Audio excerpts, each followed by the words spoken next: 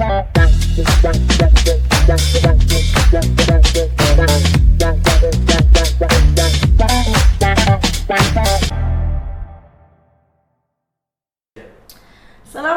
warahmatullahi wabarakatuh. Selamat pagi pemirsa sekalian. Berjumpa lagi bersama saya Intan sebagai host pada hari ini di podcast Ruang 1, podcast inspiratif dari sekolah kita semua.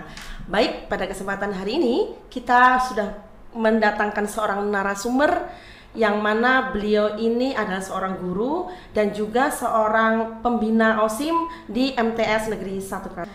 Baik, beliau adalah Ibu Firda Novialita SPD, beliau guru bahasa Jawa kita. Halo Bu Firda, selamat pagi. Halo Bu Intan, halo semuanya. Oke Bu, mungkin boleh disapa dulu pemirsa kita semua. Sudah Bu, baru. Oke, Bu Firda, hari ini sangat berseri-seri sekali ya Bu. Iya, terima kasih Bu. Tadi sudah make upan ya Bu? Saya lipstikan. Oh, lipstikan, iya. baik. Bu Firda ini selain guru, beliau juga seorang pembina OSIM yang sangat bersemangat mendampingi siswa-siswa di MTS Negeri 1 Klaten. Bu Firda, ini kan bentar lagi kita ada event nih, event yang lumayan besar ya kan, yaitu perekrutan OSIM untuk periode berikutnya. Nah, iya, Bu Firda sebagai seorang pembina OSIM nih, saya bukan bertanya sebagai seorang guru bahasa Jawa ya Bu, karena saya juga bahasa Jawanya jelek. Jadi saya ngobrolnya tentang perekrutan OSIM aja. Iya, baik. Bu, untuk perekrutan OSIM tahun ini tuh apa berbeda sih Bu dengan perekrutan tahun kemarin? Sepertinya berbeda sekali Bu, berbeda dari konsep-konsep sebelumnya. Karena kalau untuk tahun lalu itu hanya anak yang berminat yang mendaftar ke OSIM. Untuk open recruitment tahun ini seluruh siswa yang terdaftar menjadi siswa di MTS Negeri 1 Klaten itu harus mendaftarkan diri menjadi anggota OSIM. Oh gitu, berarti banyak sekali Bu nanti. Iya, banyak sekali, kelas 7 dan kelas 8 sekitar 500-an anak. Wow, iya. itu proses seleksinya nih Bu, kira-kira kan pakai pendaftaran ya Iya, Bu? betul sekali. Itu pendaftarannya itu via apa Bu? Via link atau via wali kelas atau via kakak-kakak OSIM yang sekarang? Jadi kita akan ada tiga Jenis rekrutmen? bukan, 3 tahapan? step. Iya, 3 step. Yang pertama itu kita akan memberi masukan dulu nih ke anak-anak tentang arti dari demokrasi itu seperti apa. Kalau anak-anak kelas 7 itu kan basicnya dari SD atau MI, mereka belum paham apa itu OSIM. Yang mereka lihat hanya kakak-kakak mereka yang mendampingi mereka MPLS dan kakak-kakak mereka yang selalu aktif ketika ada event di sekolah, tanpa mereka tahu apa sih OSIM itu apa gitu ya? Itu tuh mereka pasti kalau ditanya jawabnya akan, oh itu ya mbak-mbak yang MPLS ya, mas-mas yang MPLS. Iya. Padahal mereka taunya cuma sebatas itu pasti, tanpa tahu apa sih OSIM itu, mereka tuh ngapain, mereka tuh tugasnya apa aja, terus prosesnya tuh seperti apa. Nah, kita di sini tugasnya adalah untuk memberi wawasan, memberi ilmu ke anak-anak kelas 7 dan kelas 8 tentang tugas dan tupoksi dari OSIM sendiri. Selain itu, kita mau memberi fondasi dulu nih tentang proses demokrasi, karena pemilihan ketua OSIM nanti akan dilaksanakan secara pemilu OSIS, pemilu OSIM atau biasa dikenal dengan pemilu OS. Nah, di sini nanti ada satu hari di mana guru-guru yang ngajar di kelas itu diminta untuk memberikan materi terkait dengan OSIM, terkait dengan demokrasi. Jadi seperti mata pelajaran PKN Bu sebenarnya. Oh gitu. Iya. Itu nanti masuknya berarti ke jam pelajaran biasa atau jam tambahan atau jam yang masuk P5 itu Bu? Jam P5 Bu. Oke, berarti Jadi, P5-nya iya, itu ada kaitannya demokrasi, ya Bu? Demokrasi. suara Demokrasi. Oh iya. Iya. Kalau untuk terkait tadi Bu, yang kan perekrutannya banyak tuh tadi ya, 500 sekian gitu. Nah, itu tadi kan seleksinya yang tadi ya. Proses seleksinya itu Bu. Maksudnya via kita listnya tuh dari mana gitu loh? Nanti proses penyaringannya. Ya, jadi kakak-kakak kelas 9, terutama yang kakak-kakak OSIM kelas 9 itu nanti akan langsung terjun ke kelas-kelas untuk mendata semua adik-adik kelas 7 dan kelas 8 yang akan masuk ke OSIM. Jadi semuanya diwajibkan ikut malah Bu. Wajib ikut. Iya, ikut open recruitment. Jadi di sini tuh kita malah bisa melihat anak yang benar-benar ingin ikut OSIM dan hanya menggugurkan kewajiban saja gitu. Berarti Jadi semuanya nanti didata secara manual. Kalau tahun-tahun sebelumnya itu kan via link Google Form. Iya, dan itu yang minat saja ya? Iya, dan hanya yang minat saja. Kalau kali ini semuanya? Semuanya. Wow. Kelas 7 sih terutama Bu. Kita sasaran utamanya itu yang Kelas. seluruhnya itu malah kelas 7. Oh gitu. Nah itu nanti yang ikut serta nih dalam proses penyaringannya ya, untuk memfilter tadi anak-anak yang mungkin minat dan nggak minat itu nanti kira-kira melibatkan siapa saja Bu? Anggota OSIM terutama, anggota OSIM terutama yang kelas 9, kemudian Bapak Ibu pembina OSIM. Itu kan ada banyak juga. Kemudian Bapak Ibu guru pengajar P5 P2RA itu juga terlibat, tapi berkaitan dengan materi. Kalau Bapak Ibu pengajar berkaitan dengan materi yang disampaikan di kelas tentang demokrasi, tentang pemilu dan sebagainya. Apalagi kan kita mau ada event besar nih Bu. Iya, apa tuh? Nasional, pilkada. Oh iya. Tuh. Itu sebenarnya itu malah justru harus disampaikan ke anak-anak SMP, madrasah, itu berkaitan dengan kampanye Bu sebenarnya. Apa itu kampanye, black campaign dan sebagainya ya Bu? Iya, nah kalau saya pribadi itu malah justru itu event penting Bu, supaya anak-anak kita itu yang belum cukup umur untuk jadi pemilih itu bisa membatasi diri. Aku belum saatnya nih ikut kampanye nih, karena dia kan nggak berhak memilih, ngapain kamu ikut kampanye ya kan? Belum cukup umur juga gitu, masih bocil gitu ya. Padahal kan fenomena sekarang justru anak-anak yang tidak berkepentingan untuk memilih itu justru ikut kampanye dan anak dapat ini juga ya Bu, dapat uang jajan mungkin ya? Mungkin dia nggak dikasih uang. Berarti ikut bahagia aja ya? Euforianya ya? Bawa euforia itu tadi. Kampanye, makanya tugas kita sebagai guru di sekolah, sebagai pendidik di sekolah juga untuk memberikan bekal. Apa sih itu? Kenapa sih harus ikut? Kenapa sih kita nggak usah ikut? Ngapain sih bahayanya ikut kampanye? Motor di jalan itu apa? Itu kan sebenarnya tugas kita juga. Betul banget. Jadi emang pendidikan politik sejak dini itu penting ya? Penting sekali. Harus dikenalkan. Betul sekali Bu. Oke, berarti itu nanti melibatkan hampir seluruh Bapak Ibu elemen yang ada di madrasah ya Bu ya? Tenaga pendidiknya juga. Betul sekali Bu. Nah itu nanti dari OSIM sendiri itu kan disaring terus tuh sampai mendapatkan bibit-bibit unggulnya yang akan masuk di OSIM. Nah itu nanti untuk sebelum ketika sudah terpilih, nah itu nanti kan ada masa orientasi nih Bu.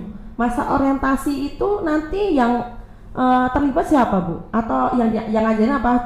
Hanya guru-guru pembina, atau Bapak Ibu yang tadi ngajar P5 juga dilibatkan, atau hanya kakak-kakak OSIM atau semuanya?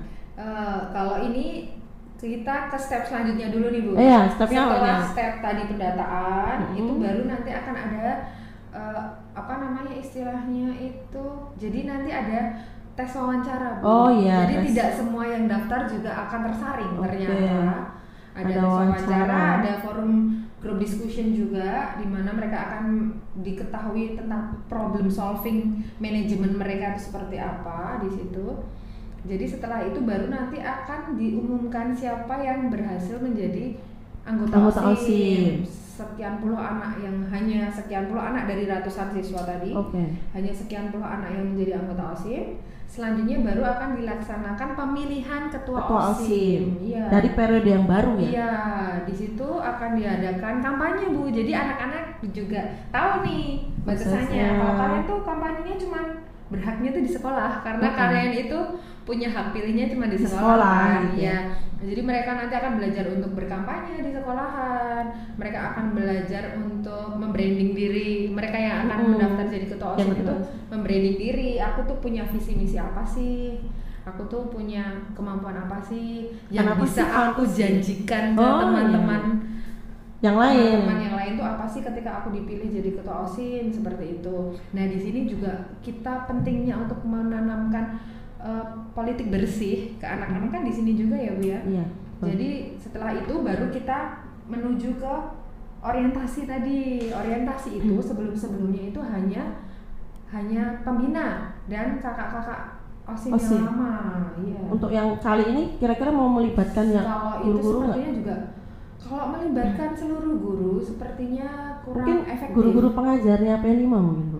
Kalau guru pengajar P5 bukan jobdesknya juga ya Bu. Bukan jobdesknya ya. Betul. Tapi kan andai kan pengajarnya juga ikut terjun, Oh, sangat bagus kan itu kan? sangat Ya, senang karena pasti akan lebih banyak perspektif dari orang tua, dari orang tua kepada anak istilahnya. Mereka kan pasti jam terbang kehidupannya lebih tinggi, jadi bisa memberikan masukan kepada anak-anak OSIM. Iya betul. Tapi untuk sejauh ini sepertinya juga hanya pembina dan anggota OSIM yang lama. Nah, karena kan kita lihat pengalaman ya Bu dari sebelum-sebelumnya itu kan karena pemilihan ketua OSIM itu sendiri ya, itu kan mungkin menurut yang lain itu kan kurang fair misalnya kayak gitu. Nah, kalau misalkan kemungkinannya tahun ini kita melibatkan yang lain juga, nah itu kan mungkin bisa menjadi sudut pandang yang lain, Betul, ya kan Bu? iya. Kayak gitu loh.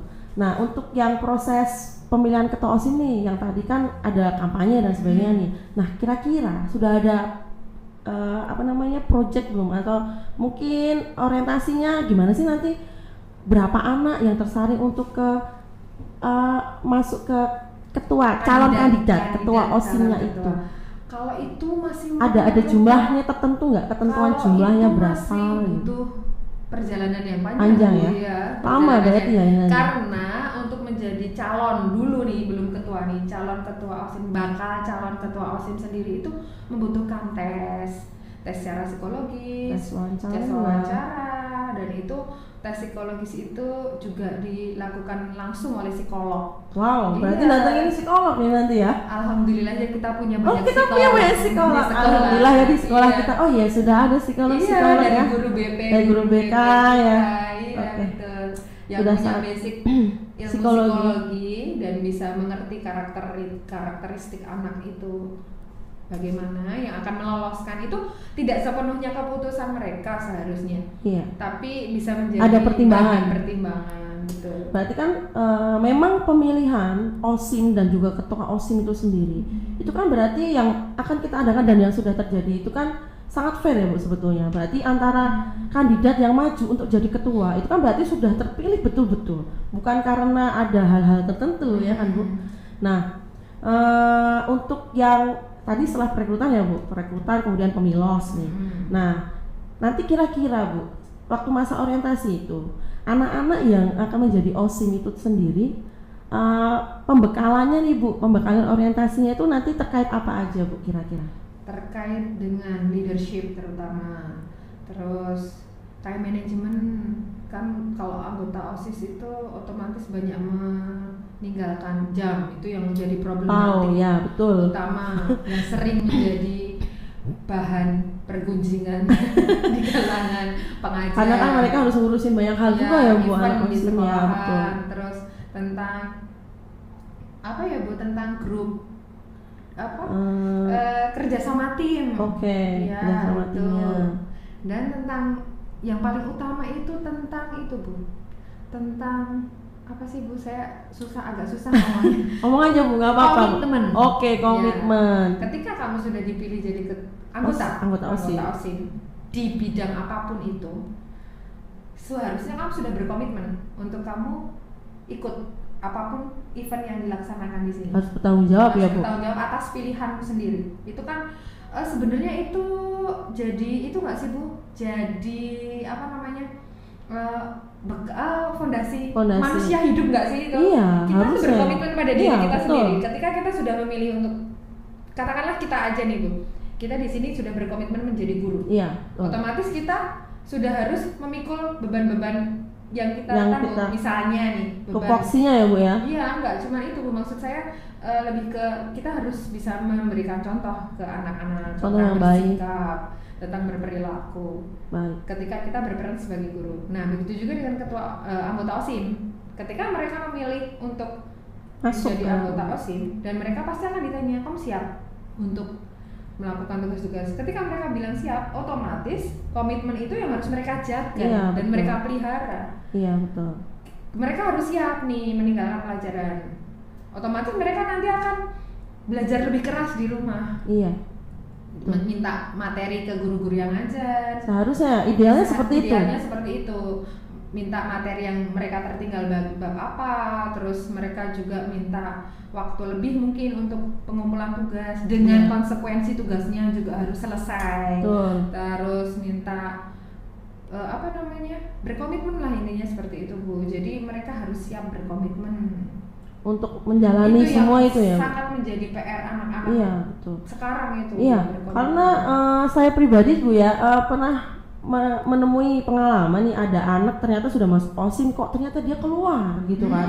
Nah itu apakah dia tuh mungkin dia ada masalah dengan manajemen waktunya atau bagaimana, apa dia kurang komit gitu ya Bu ya? Iya, justru sebenarnya menurut saya pribadi Bu, ketika anak itu sudah mau belajar berorganisasi, entah itu di OSIM, di Pramuka, di PMR, kan banyak organisasi di madrasah. Ya, seharusnya dia itu sudah siap untuk belajar. Sebenarnya kan kita semua sedang belajar Bu di sini. Belajar itu tadi berkomitmen. Ketika kamu di situ, ya kamu harus belajar itu tadi, berkomitmen tadi. Kembali lagi ke situ sebenarnya Bu. Berjanji pada diri saya sendiri bahwa saya siap untuk menjadi anggota OSIS dengan segala resikonya dan konsekuensinya. Saya kira kalau untuk pengajar sendiri seharusnya sudah paham ya Bu. Seharusnya. Bahwasanya kalau anak-anak OSIM itu memang mereka kan punya kegiatan yang lebih daripada siswa yang pada umumnya kan kayak gitu. Iya betul Bu, seharusnya kita bersama-sama sih Bu, saya, Bu Intan dan juga semua guru yang di sini ya. MTS 1 Klaten itu seharusnya sadar bahwa dengan adanya anak OSIM kita sangat terbantu sekali untuk segala kegiatan yang berkaitan dengan siswa. Misalnya kita mengadakan event, itu kalau kita yang handle sendiri nih, nggak dibantu anak OSIM, itu belum tentu bisa berjalan loh Bu. Iya betul. Untuk mengkondisikan teman-temannya dan sebagainya, untuk persiapan dan sebagainya itu kalau tidak ada anak OSIM itu pasti tidak bisa berjalan lancar. Nah di situ juga kita harusnya belajar untuk menghargai nih. Kalau anak-anak izin meninggalkan jam, benar-benar dengan alasan kegiatan OSIM, itu kita harus berbesar hati memberikan waktu, silahkan.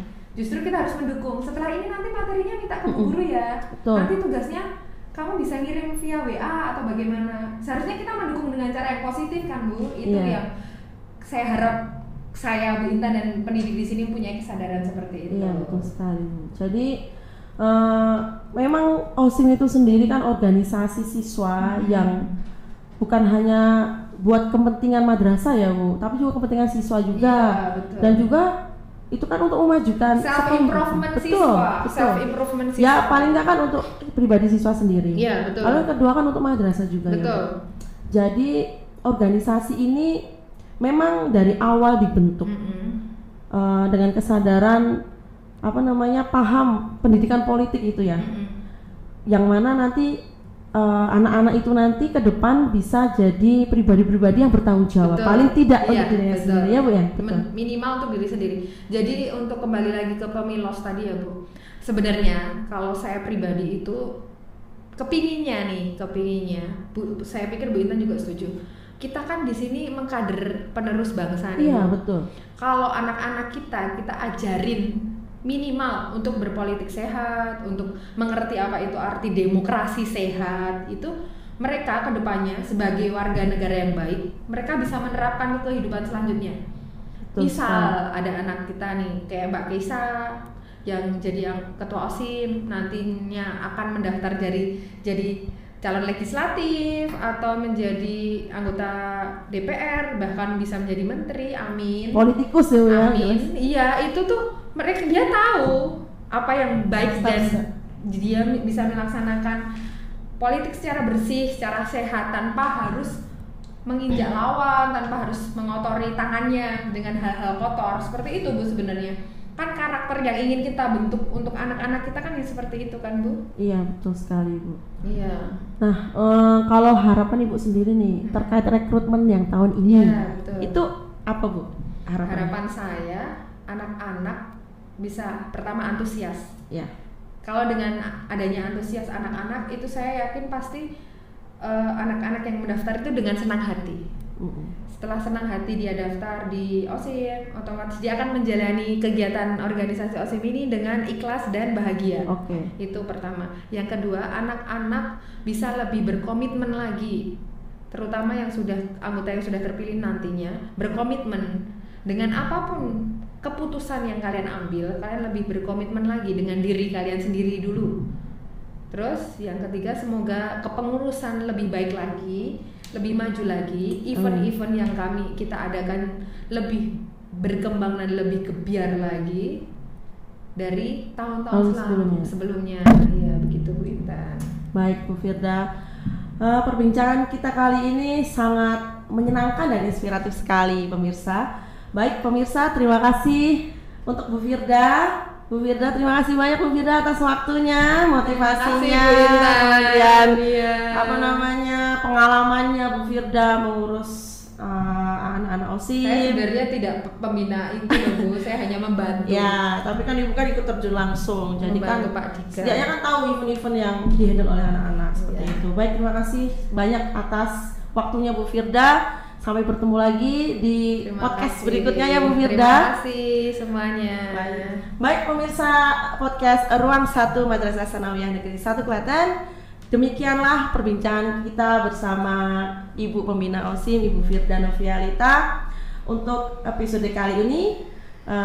Terima kasih banyak sudah menyaksikan dan salam inspirasi podcast Ruang 1. Wassalamualaikum warahmatullahi wabarakatuh. Waalaikumsalam warahmatullahi wabarakatuh.